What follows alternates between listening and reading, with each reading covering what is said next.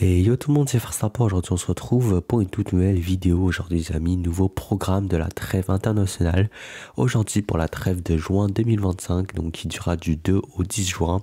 Ça fait un petit bout de temps qu'on fait ces vidéos là, donc on commence tout de suite avec le programme de l'équipe de France. L'équipe de France qui aura un programme très chargé, puisqu'elle va commencer le 5 juin à Stuttgart en jouant la demi-finale de la Ligue des Nations de l'UEFA.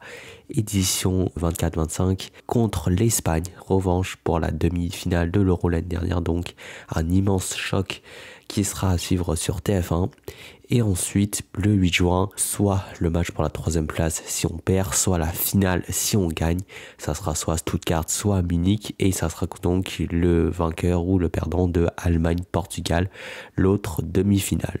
Pour ce qui est de la zone UEFA, à l'image de la France, les 4 meilleures nations joueront le carré final de la Ligue des Nations, tandis que les autres joueront les qualifications pour la prochaine Coupe du Monde dans la zone Europe, ainsi que quelques matchs amicaux pour ceux qui ne participent pas. Tout d'abord, ce fameux Final Four, je vous ai dit, jeudi, Espagne-France, et avant ça, mercredi, il y aura l'autre demi-finale, Allemagne-Portugal, également un choc de très très haut niveau qui donne extrêmement hâte. Ensuite, finale et petite finale, le 8 juin.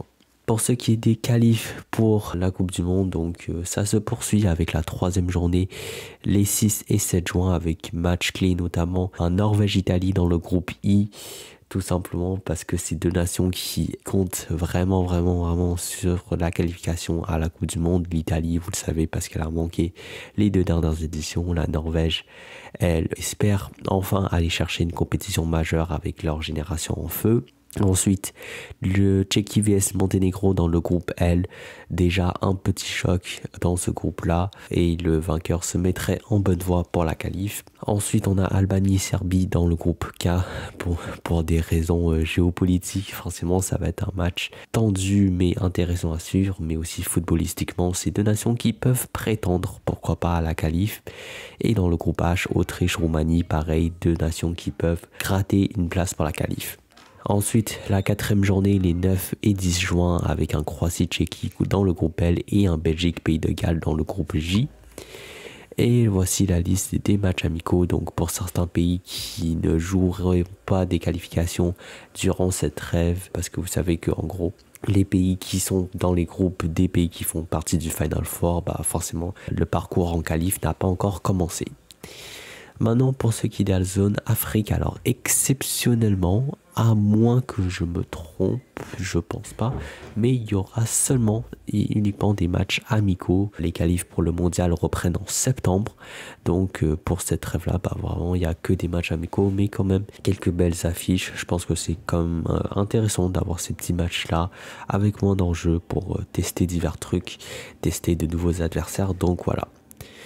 Maintenant, pour ce qui est la zone CONCACAF Amérique du Nord, c'est la suite en fait des qualifications pour le mondial dans cette zone-là également. C'est la première fois que je vous les présente dans cette série de vidéos, mais en fait, elles avaient commencé il y a quelques mois déjà. J'avais juste complètement zappé, j'avais complètement oublié l'existence de ce parcours-là aussi, donc voilà. Et il y aura également des matchs amicaux pour les pays qui sont déjà qualifiés ou qui sont déjà éliminés, donc qui ne participeront pas. À savoir que cet été, oui, il y aura la Gold Cup, la compétition continentale pour l'Amérique du Nord, l'équivalent de l'Euro, mais ça ne fait pas officiellement partie de cette trêve-là, puisqu'elle aura lieu quelques semaines après cette trêve-là. Donc officiellement elle ne compte pas. Et si vous voulez en savoir plus sur la Gold Cup, j'ai fait une vidéo sur l'édition 2023 de cette compétition. Donc oui, ça date un peu, mais c'est quand même vraiment sensiblement les mêmes informations. Donc vous pouvez aller la checker si ça vous intéresse. Ensuite, donc pour ces qualifications de la CONCACAF, on a les 2 dernières journées du 2e tour qui dureront du 4 au 10 juin avec pas mal d'affiches clés. Donc tout d'abord, on a ce groupe B assez important avec des rencontres entre Trinidad et Tobago, Saint Kitts et Nevis, puis Costa Rica et Trinidad et Tobago qui pourraient à peu près tout décider.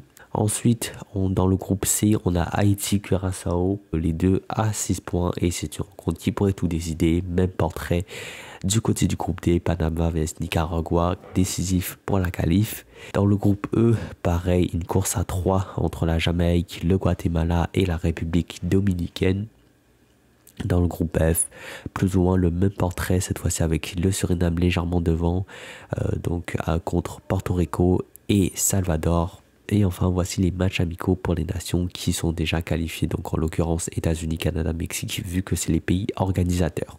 Pour ce qui est la zone Amérique du Sud, CONMEBOL, est-ce qu'on peut être donné? Non, ils jouent encore leur qualification. J'ai l'impression que c'est un processus qui dure depuis 2 ans quasiment et qui va se poursuivre. Hein. Mais en vrai, ça achève puisque on est déjà à la journée 15, les 5 et 6 juin avec en match clé Équateur-Brésil et Chili-Argentine.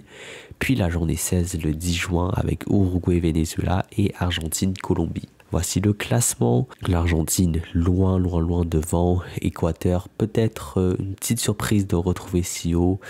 L'Uruguay et le Brésil qui ont bien remonté. Paraguay, Colombie. C'est rien de bien déconnant. Honnêtement. Et si je me rappelle bien, les 6 premières places sont directement qualificatives. Et la 7e place mène à un barrage intercontinental. Maintenant, pour ce qui est de la zone Asie.